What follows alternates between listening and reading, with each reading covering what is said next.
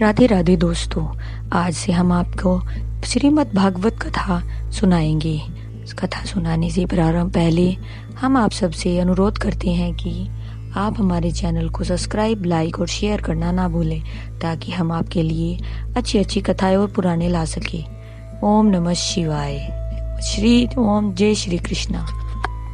राधे राधे दोस्तों, आपका फिर से स्वागत है मेरे YouTube चैनल राधे श्याम में। आज हम आपको आगे की कथा सुनाते हैं। जिस समय दृष्टा तीनों गुणों के अतिरिक्त अन्य किसी को करता नहीं देखता है और तीनों गुणों से अत्यंत परे सच्चिदानंद घन स्वरूप मुझ परमात्मा को तत्व से जानता है, उस समय वह मेरे स्वरूप को प्राप्त होता है।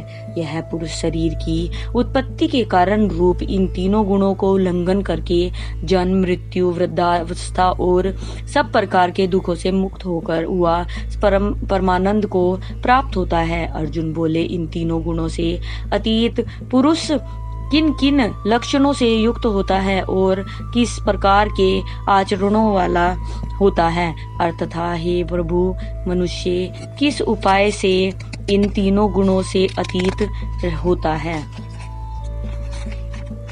श्री भगवान बोले, हे अर्जुन, जो पुरुष सतत्व के गुण के कार्य रूप प्रकाश को और रजोगुण के कार्य रूप प्रवृत्ति को तथा तमोगुण के कार्य रूप मोह को भी न तो प्रवृत्त करने होने पर उनसे द्वेष करता है और न निर्वृत्त होने पर उनकी आकांक्षा करता है, जो साक्षी के सदृश्य स्थित हुआ, गुणों के द्वारा विचलित नहीं किया जा सकता और गुण ही गुणों में बरतते हैं, ऐसा समझता हुआ जो सच्चिदानंद घन परमात्मा में एक ही भाव से स्थित रहता है एवं उस स्थिति के से कभी विचलित नहीं होता, जो निरंतर आत्म भाव में स्थित दुख सुख को समान समझने वाला, मिट्टी पत्थर और स्वर्ग में समान भावना, ज्ञानी प्रिय और अप्रिय को एक सा मानने वाला और अपनी निंदा स्तुति में भी समान भाव वाला है,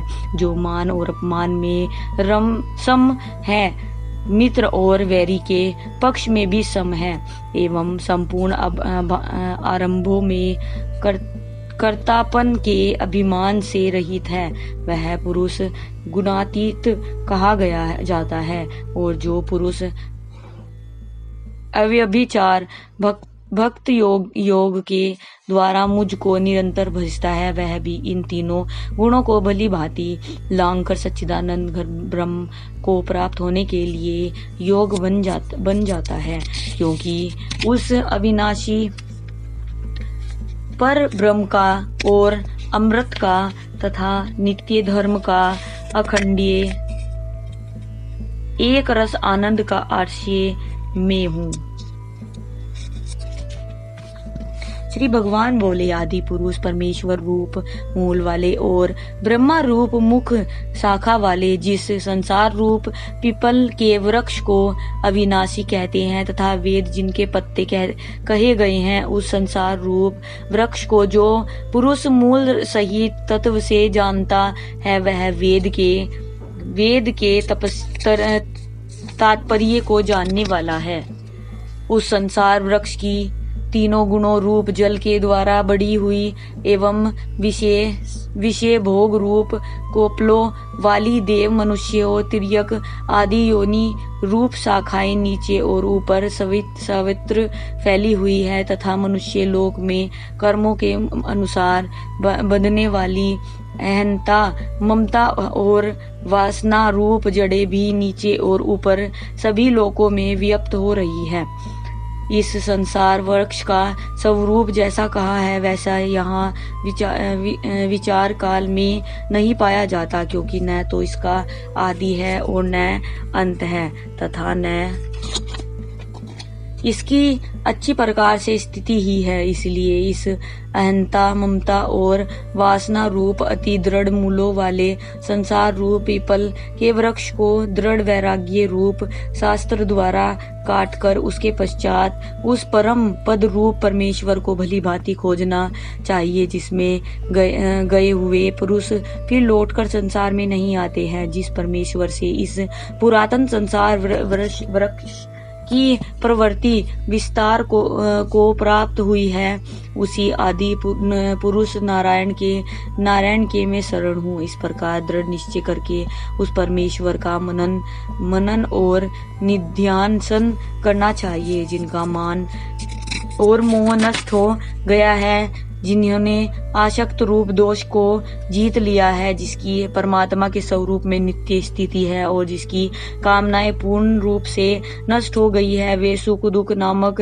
द्वंद्वों से विमुख ज्ञानी जन उस अविनाशी परम पद को प्राप्त होते हैं। जिस परम पद को प्राप्त होकर मनुष्य लौटकर संसार में नहीं आते हैं, उस स्वयं प्रकाश परम पद को न सूर्य प्रकाशित कर सकता है, न चंद्रमा और न अग्नि ही। वही मेरा परम धाम है। इस देह में यह जीवात्मा मेरा ही सनातन अंश है, वही इन प्रकृति में स्थित मन और पांचों इंद्रियों को आकर्षित करता है। वायु गंध के स्थान से गंध को जैसे ग्रहण करके ले जाता है, वैसे ही देह आदि का स्वामी जीवात्मा भी जिस शरीर का त्याग करता है, उससे इन मन सहित इंद्रियों को ग्रहण करके फिर जिस शरीर को प्राप्त होता है उसमें जाता है। यह जीवात्मा श्रोत चक्षु और त्वचा को तथा रसना घ्राण और मन को आश्रय करके अर्थात इन सब के सहारे से ही विषयों का सेवन करता है। शरीर को छोड़कर जाते हुए को अथवा शरीर में स्थित हुए को अथवा विषयों को भोगते हुए को, इस प्रकार तीनों गुणों से युक्त हुए को भी अज्ञानी जन नहीं जानते। केवल ज्ञान रूप नेत्रों वाले विवेकशील ज्ञानी ही तत्व से जानते हैं। यत्र करने वाले योगी जन भी अपने हृदय में स्थित इस आत्मा को तत्व से जानते हैं, किंतु जिन्होंने अपने अंतकरण को शुद्ध नहीं किया है, ऐसे अज्ञानी जन भी यत्र करते रहने पर भी इस आत्मा को नहीं जानते। सूर्य में स्थित जो तेज संपूर्ण जगत को प्रकाशित करता है तथा जो तेज चंद्रमा में और जो अग्नि में है, उसको तू मेरा ही तेज जान और मैं ही पृथ्वी में प्रवेश करके अपनी शक्ति से सब भूतों को धारण करता हूँ और रस स्वरूप अर्थात अमृत में चंद्रमा होकर संपूर्ण औषधियों को अर्थात वनस्पतियों को पुष्ट करता हूँ। मैं ही सब प्राणियों के शरीर में स्थित रहने वाला प्राण और अपन से संयुक्त वैश्वनाथ नर अग्र रूप होकर 4 प्रकार के अन्न को पचाता हूँ। आज की कथा में समाप्त करते हैं, आगे की कथा आपको कल सुनाएंगे। राधे राधे। अगर आपको मेरी वीडियो अच्छी लगी तो बेल आइकन दबाना ना भूलें, ताकि आपको मेरे आने वाली वीडियोस का नोटिफिकेशन मिलता रहे। धन्यवाद। ओम नमः शिवाय।